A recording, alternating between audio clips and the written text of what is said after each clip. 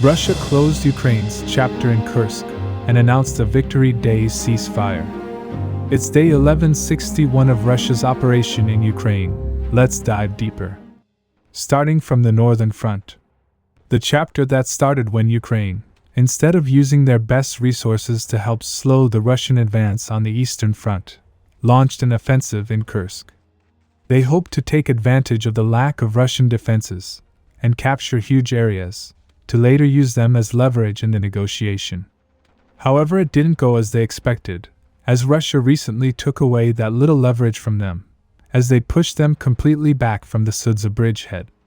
After which the only area that remained under Ukrainian control was of Gornal. However, this chapter has now been closed.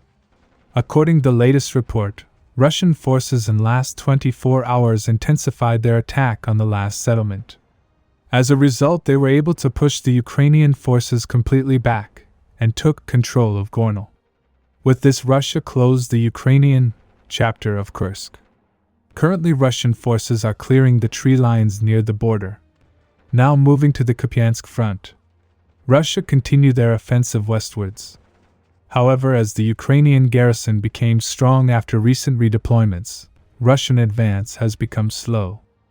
But they continue to make small tactical advances and improve their positions. At the Kamyanka section of this front, a Russian advance was confirmed. As you know, after Russian forces cut one of the supply roads to Kamyanka, they intensified attacks from several directions. But up until now, they were not able to enter the settlement. However, recent attacks brought them big success. According to the reports, they were able to take more than half of Kamyanka under their control and push Ukrainian forces to the outskirts. Now moving to southern flank of Constantinivka.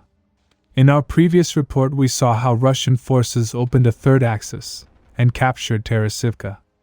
Now in the last 24 hours, they have launched an attack towards Novopoltavka. According to the latest report, they have taken this area under their control. Now recently Putin announced a ceasefire during Victory Day, from midnight of May 8th to May 11th. However, the Ukrainian side has not released any official statement. But many people don't see Ukraine agreeing to this unless pressure is applied from the West. Subscribe for more frontline updates. Let me know your thoughts in the comments down below.